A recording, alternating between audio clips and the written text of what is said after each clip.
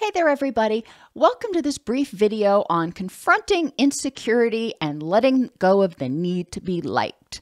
I'm your host, Dr. Elise Snipes. I had somebody ask me the other day, how do I go about letting go of the need to be liked?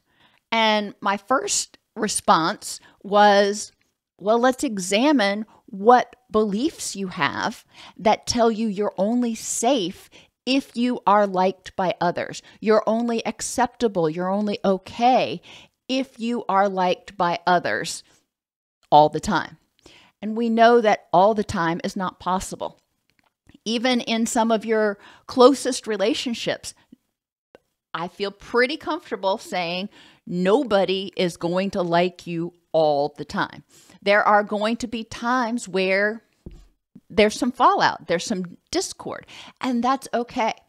It's important to separate somebody not liking you from not liking your behaviors, because a lot of times when people get angry with us or we get angry with others, it's not that we dislike the person, it's that we dislike what they did. But not everybody's going to like you. You may not be everybody's cup of tea, and that can be because you are gregarious and they're more reserved, or there can be a lot of reasons for it, but those are their reasons. It's not a good fit. It's like trying to make cookies using sugar, cookies, and onions. It's just not a good fit. They're both great foods, but you don't put them together. It's important to recognize too that in relationships, sometimes you might remind somebody of someone from their past that they didn't like very much. And in psychology, we call this projection, but they are reacting to their feelings about that person from the past. When they see you, you remind them of those unpleasant interactions. So it elicits a feeling of dislike towards you. Is it completely rational? Well, no. But most of this happens on a subconscious level when people stop and go, okay, let me look at the facts for and against disliking this person or their behaviors in the present context. What's going on? But I digress. So recognizing just because somebody, quote, doesn't like you, may be their stuff. It may be that they don't like a behavior that you're doing and it's not you.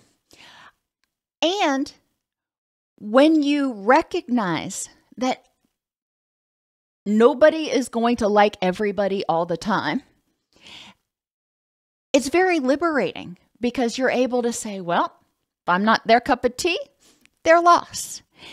Recognizing your value and worth as a person. Recognizing and paying attention to the people who do love you, who do like you, who do want to spend time with you. And embracing that fact.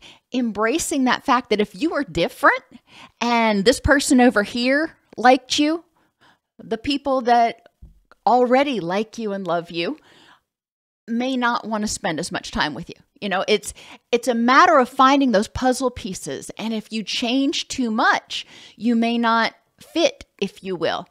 And yes, I recognize if we have healthy boundaries and in a perfect world, we can all respect each other's right to agree to disagree and be different and stuff. But that's really just not what is happening right now. Maybe eventually. Recognizing what being liked means to you. And for some people, this may mean reflecting back on a wounded inner child that got bullied or that was all alone all the time and they didn't feel like they were likable or lovable. In that case, it's going to be important to nurture that inner child and to look at the facts in the present context.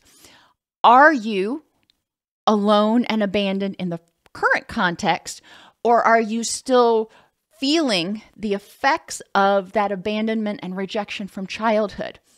And then process that.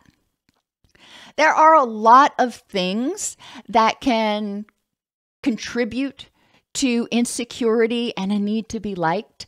A lot of them are trauma related. So if you find that you're having difficulty accepting people's right to not want to be in your life, then that's something that you may try processing with a therapist to try to figure out, where's that coming from? And why is this person who doesn't want me in their life, why are they so important to me? Why do I have to control this situation versus finding somebody else?